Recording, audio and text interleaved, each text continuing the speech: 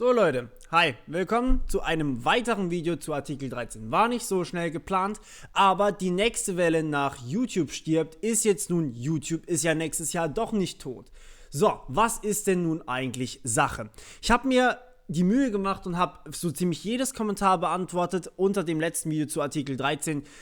Irgendwann wurde es mir dann doch mal zu viel. Es sind jetzt, lasst mich kurz nachgucken, 358 Kommentare innerhalb von nicht ganz 2 Tagen. Eigentlich ist es 1 Tag und 8 Stunden. Und es war schon viel Arbeit, sage ich jetzt mal. Aber was rausgestochen ist eine Welle, die gesagt hat, ja, save the Internet. Und die andere Welle hat gesagt, du laberst kompletten Bullshit. Und so viel Hate wie unter diesem Video musste ich mir eigentlich noch relativ selten reinziehen. Und deswegen wurde auch quasi ein Video 100.000 Mal verlinkt, nämlich das hier, warum YouTube 2019 nicht tot ist. Faktencheck von Mr. Wissen2Go.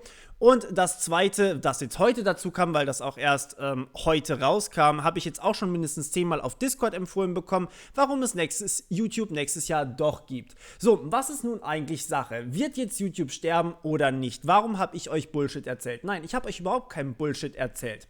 YouTube wird nicht sterben, das habe ich euch nie erzählt, aber es wird trotzdem zensiert werden.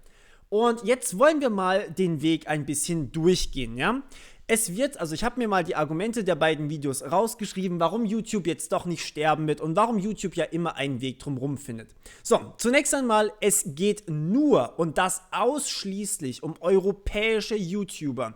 YouTube an sich, beziehungsweise Google, ist kein europäisches Unternehmen. Es ist ein amerikanisches Unternehmen. Das heißt, an amerikanischem oder nicht europäischem Content wird sich absolut gar nichts ändern. Das ist Punkt 1. Das ist auch Fakt und das habe ich auch nie anders behauptet. Da könnt ihr mir sagen, was ihr wollt. Punkt 2 ist der europäische Content. Um das dreht sich jetzt mal. Also YouTube an sich ist auf keinen Fall tot, nur der europäische Content ist stark gefährdet. Okay? Und da war das einzige wirklich sinnvolle, ich gehe einfach mal meine Argumente durch, die ich mir rausgeschrieben habe aus den beiden Videos. Und zwar Uploadfilter sind ja nicht zwingend. Das steht ja nicht in Artikel 13 drin, dass man einen Uploadfilter parat haben muss. Ist korrekt, das steht da nicht drin. Aber die Abgeordneten hatten auch überhaupt keine Ahnung, was man ansonsten machen kann. Und auch sonst niemand weiß das. Das heißt, Uploadfilter sind die einzige Möglichkeit, wie man das aktuell machen kann. Denn YouTube hat einfach nicht die Kapazitäten, sich jedes Video von Hand anzugucken. Und genau das müssten sie ja tun. Das zweite Argument war, Uploadfilter gibt es ja schon, also Sempacenzio vor allem, macht sich mehr Sorgen um die kleinen Unternehmen. Ja, um die mache ich mir auch Sorgen, keine Sorge. Da ist ein Haufen dabei, was einfach so wegfällt, weil die sich keine Uploadfilter leisten können. Das habe ich auch schon in meinen anderen Videos zu Artikel 13 gesagt, dass die ein Problem haben werden. Der zweite Punkt ist allerdings, der Uploadfilter von YouTube, und das hat er leider relativ falsch verstanden, der funktioniert alles andere als gut.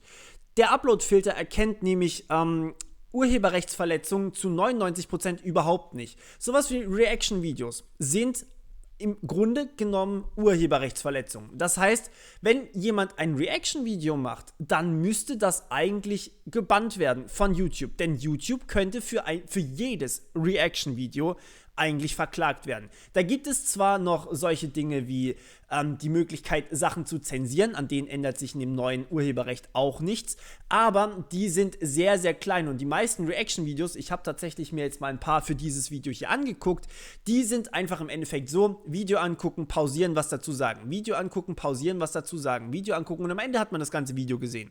Das heißt, man nutzt im Endeffekt das komplette Originalstück. Dann könnte ich eigentlich auch mit euch hier in einem Livestream Herr der Ringe gucken und währenddessen kommentieren. Damit begehe ich dann auch Urheberrechtsverletzung.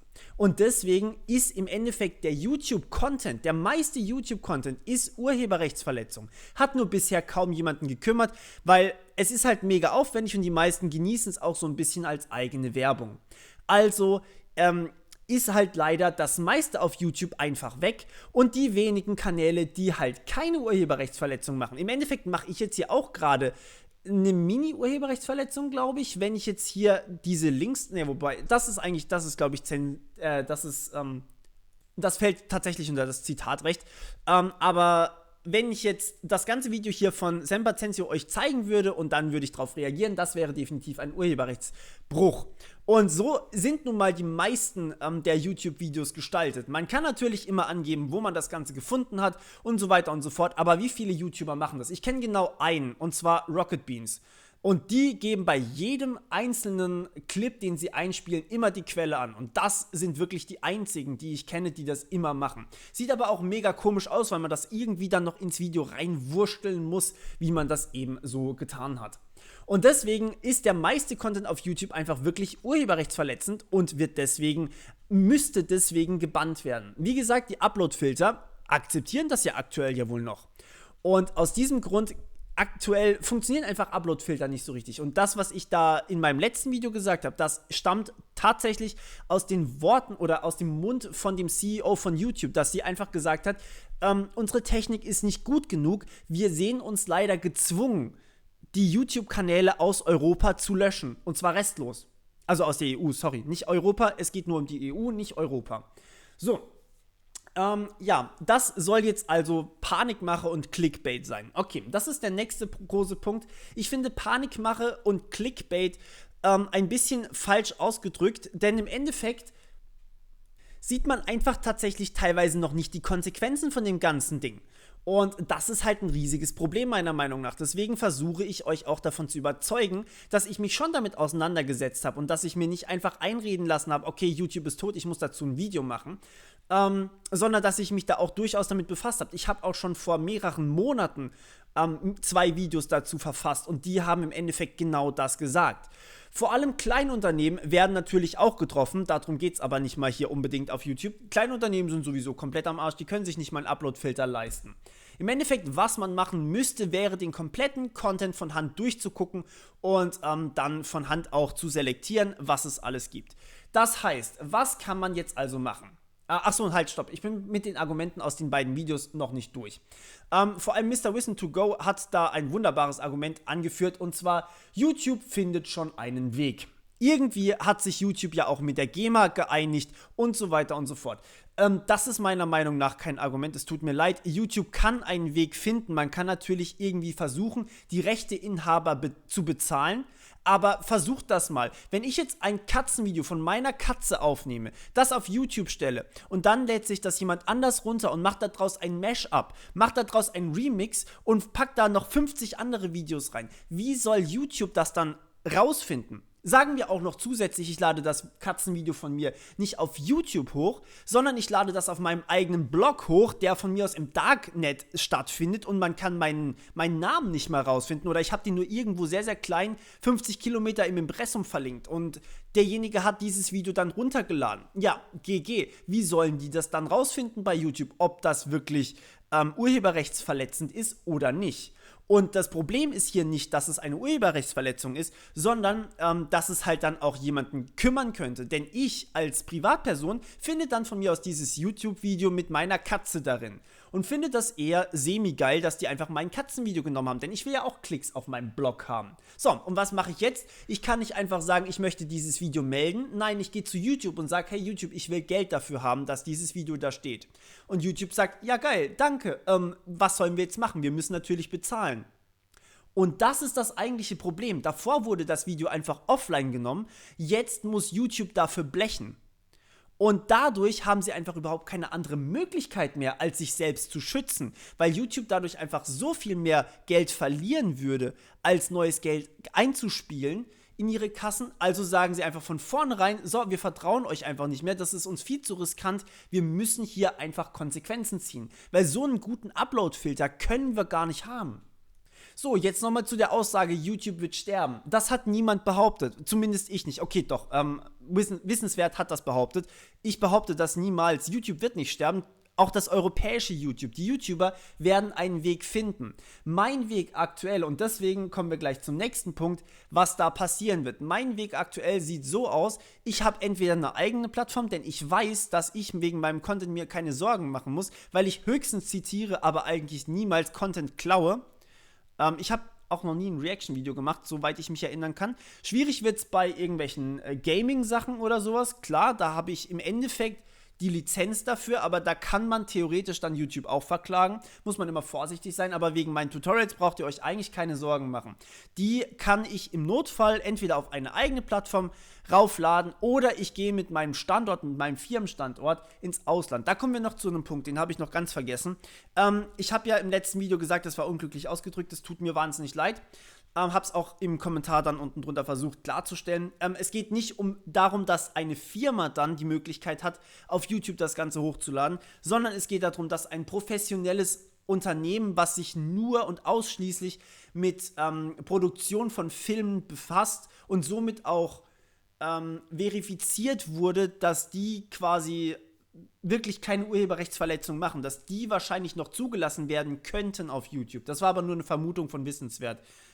Das muss nicht unbedingt so passieren. Was mit den europäischen YouTubern, die es aktuell gibt, wahrscheinlich passieren wird, ist, dass sie irgendwie ins Ausland gehen mit ihrem Firmensitz oder dass sie selbst komplett auswandern, das geht natürlich auch, oder dass sie einen eigenen Blog aufmachen. Was nicht passieren wird, ist, dass das Ganze plötzlich im Darknet sich abspielt oder sowas. Blockchain-Technologien sind möglich. Ist auch eine Alternative für mich, wenn bei DTube die Monetarisierung ein bisschen geiler wird, aber da kommen wir auf das nächste Problem. Sempacensio hat hier angegeben, okay, der nächste Schritt für YouTube wäre dann, es wird einfach demonetarisiert. Oder ich gehe mit meinen Videos ins Darknet, da bin ich auch demonetarisiert, weil da kann ich keine Werbung schalten. Das wären so die beiden Wege, dann hat der YouTuber aber kein Geld mehr, sprich, er muss sich einen anderen Job suchen und er kann das Ganze nicht mehr Vollzeit machen. Dadurch fallen sehr, sehr viele YouTuber weg, die ich auch sehr gerne gucke, zum Beispiel Hand of Blood, Maxim und so weiter und so fort, die fallen einfach weg. Und Rocket Beans zum Beispiel auch. Wobei, nee, die sind von Rundfunkgebühren tatsächlich finanziert, das heißt, die bleiben sogar. Hey. Okay, das heißt, demonetarisieren ist ungefähr genauso schlimm, wie einfach den Kanal zu löschen. Okay, nicht ganz so schlimm, die Videos bleiben erhalten. Aber wenn man jetzt mit dem Standort zum Beispiel in die Schweiz ziehen würde, ist das eigentlich kein Problem. Also warum macht man so ein Trara darum? Naja, ganz einfach. Mir geht es tatsächlich um Meinungsfreiheit hier. Denn wenn ich mich jetzt, sagen wir mal, ich bin nicht auf YouTube, ich bin ein völlig unbekannter Mensch und möchte jetzt aber zu einem Thema meine Meinung sagen. Und ich habe eigentlich das Gefühl, ich kenne mich da ganz gut aus. Sagen wir von mir aus, ich kann gut Informatik, rein zufällig. Und möchte darum noch ein bisschen mehr Tutorials bringen, weil ich der Meinung bin, ich kann da vielleicht noch Leuten ein bisschen was näher bringen. So, was mache ich dann? Bislang habe ich mich auf YouTube angemeldet und habe dort dann meinen Content hochgeladen und der wurde nach und nach immer geklickt, wurde verteilt und so weiter und so fort. Was passiert jetzt?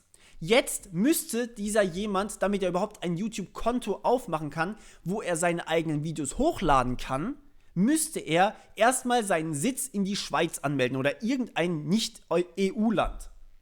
Und das ist meiner Meinung nach halt einfach übelste Zensur, denn derjenige kann YouTube nicht mehr benutzen. Er kann halt nur noch konsumieren, aber sich nicht mehr verwirklichen. Er kann einfach nicht mehr das Ganze selber machen. Und genauso ist es mit den sozialen Medien im Endeffekt. Facebook hat auch einen Upload-Filter. Natürlich haben die einen Upload-Filter. Wie viele Memes werden da geteilt? Gut, für Memes gibt es eine Sonderregelung. Ich weiß, keine Sorge.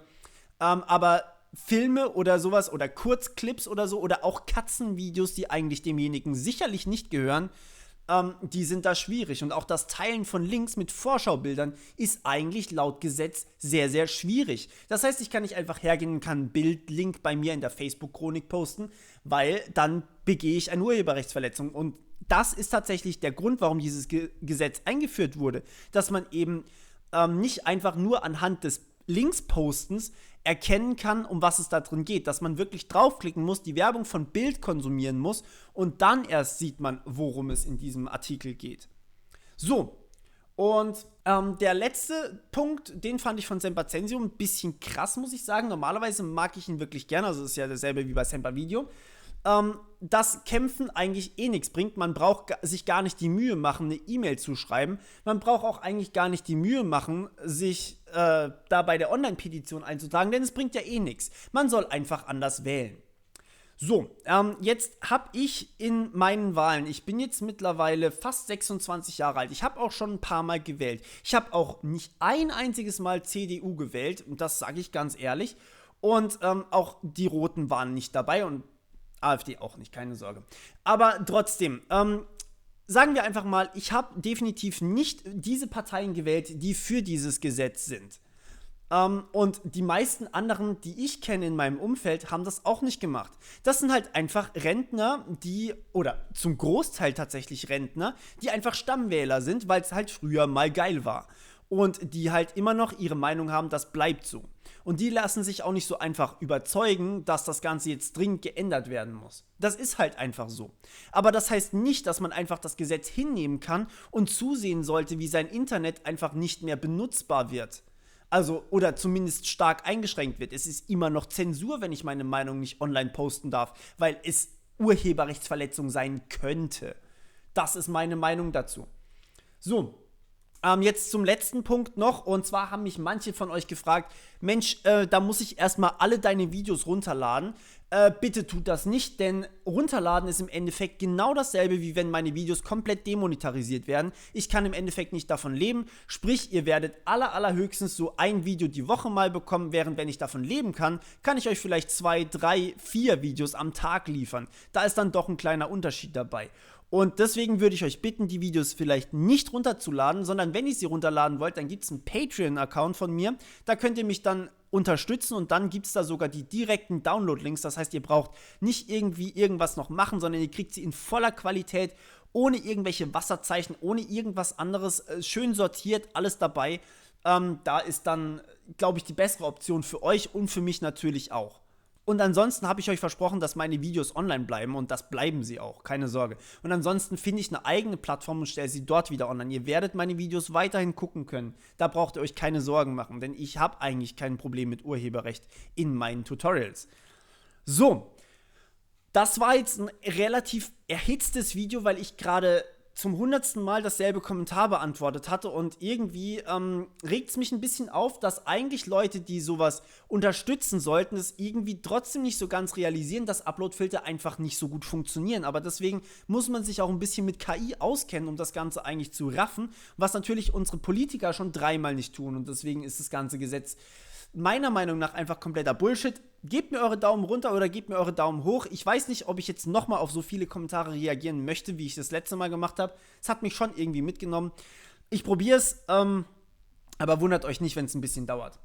Das war's von meiner Seite. Wir hören uns hoffentlich nicht mehr mit Artikel 13. Der geht mir mittlerweile echt gegen den Senkel, aber hoffentlich beim nächsten Mal wieder Netzwerktechnik. Und ja, bis zum nächsten Mal. Ciao.